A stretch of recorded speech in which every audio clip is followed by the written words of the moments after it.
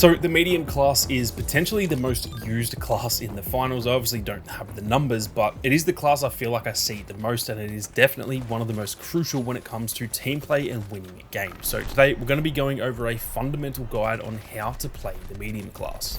Now, I've already done this for the light class, and I will be doing it for the heavy class in the next couple of videos. So if you are new around here, be sure to subscribe for more finals content. But with that being said, let's get stuck right into it. Now, starting off with the overall playstyle, you mostly want to sort of consider yourself a support slash medic type of class, yet at the same time, you are also very solid when it comes to dealing damage and getting kills as well. Now, in my opinion, the medium class does take a lot of thought to play properly. It's not the type of class you can just equip and then run around and do whatever you want. You kind of always have to be on the ball, switching between trying to deal damage and push objectives and stuff like that, but also constantly changing your mindset at the flick of a switch, slowing down, trying to survive, and then healing or reviving your teammates. You almost just have to always be switched on and always be really focused and just have general good awareness. If your awareness in this game is not very good, then I would honestly recommend picking a different class, most likely the heavy class. Essentially, you just need to stay focused on more than just yourself. You definitely need to keep all of your teammates in mind, knowing pretty much where they are at all times so that you can heal them up and revive them if you need. But then also, on the flip side of that, if all of your focus goes into your teammates and you're just sitting there healing your heavy without doing,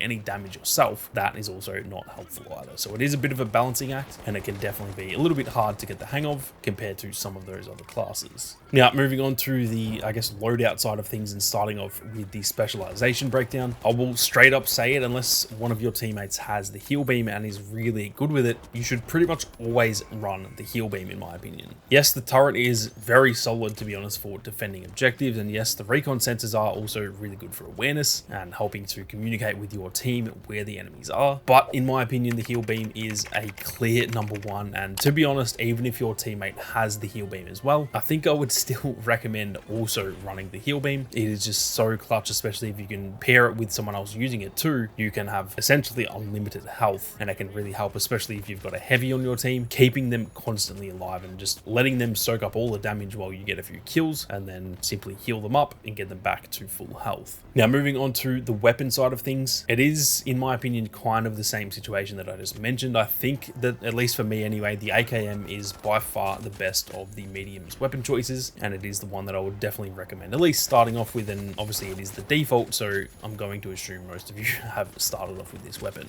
Now, with that being said, the FCAR is also really good, but it is just a little bit more risky if you do miss your shots. Having only 20 rounds in a magazine, that is definitely not handy if you are missing shots, and even if you do hit all of your shots, you can't really spray transfer in the same way that you can with an AKM, where maybe you've taken out one enemy and then you can kind of flick to the next enemy and try and deal a bit of damage. Most of the time, if you are killing an enemy with the FCAR, you pretty much have to reload almost instantly. On top of that as well, even though the FCAR definitely deals a bit more damage, it does have a slower rate of fire, and I'm going to be doing a series where I actually break down all of the stats and stuff for every single weapon, but the stats that I do have so far prove that it takes about 3/4 of your magazine with the FCAR to kill a heavy, yet it only takes about half of your magazine with the AKM to kill a heavy as well. Even though obviously it takes more bullets with the AKM, it's still a half of your magazine compared to 3/4. So that is pretty much a prime example of what I mean. That being said, it probably sounds like I'm saying the FCAR is bad. It is definitely not. It's still very fun to use, but I do just think the AKM is a little bit better.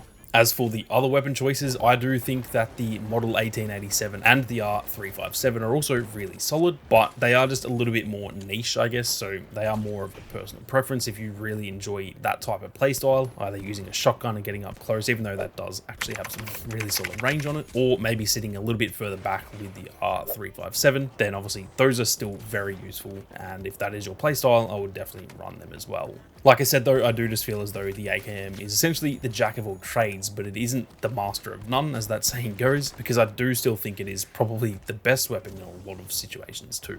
Now, moving on to the gadgets, and the gadgets that I like to run for the medium class are the gas grenade, the defib, and the jump pad, but to be honest, there are so many good gadgets for the medium class that it is really hard to say. The jump pad can be replaced by the zip line, for example, for a little bit more horizontal movement, because obviously the jump pad, it is really good for your movement, but it is mostly vertical unless you can put it on an angle. And then on top of that, you can definitely replace your gas grenades, for example, with any sort of mine, or even just the other grenades too, or even the sonar grenade is really solid too for a bit of team awareness. So again, it is just down to personal preference, but pretty much everything I've mentioned there is definitely worth giving a shot and just seeing which ones you like the most. But for me, it is the gas grenade, the defib, and the jump pad. Now, the one that you cannot play without though, in my opinion, is the defib. I would argue that this is the most crucial gadget in the entire game across all of the 3 classes, and that is especially the case when it comes to tournaments, because you obviously have limited revives, and so it is an absolute must in the tournaments, and especially ranked tournaments too. So definitely run with the defib. If you're not going to use the defib, I would honestly just go ahead and pick a different class, to be honest. I really see no reason to be playing the medium class unless you are using the defib. And like I mentioned before, I feel about the same about the heal beam, but probably not as strong because the turret is also really good. So keep in mind that the medium class is definitely the best because of the defib and because of that heal beam as well.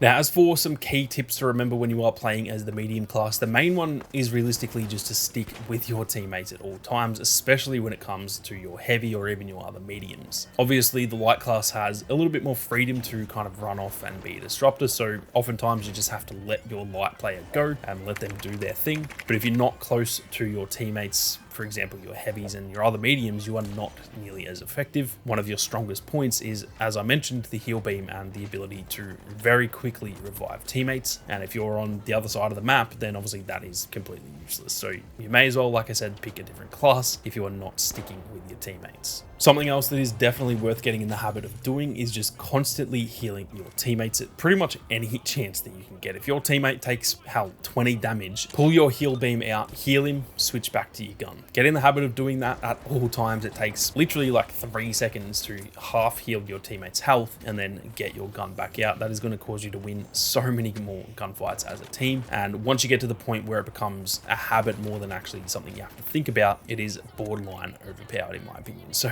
definitely get in the habit of doing that. It is going to make your teammates absolutely love you, and you guys are definitely going to win more games than not. Now, with all of the support focus aside, you still want to try and get your share of kills and damage dealt as well.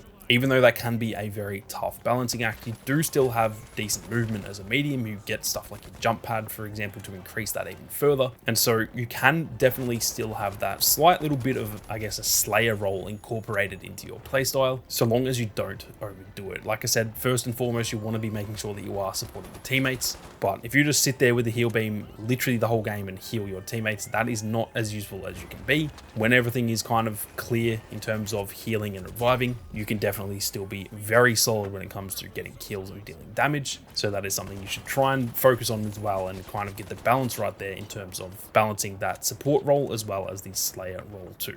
I'm keen to hear your thoughts though, guys. Let me know of anything in this video that you disagree with, or any tips of your own for those reading the comments. I'm always keen to hear your thoughts. But with that being said, thank you all very much for watching. You guys have a great day, and I'll see you all out there in the arena.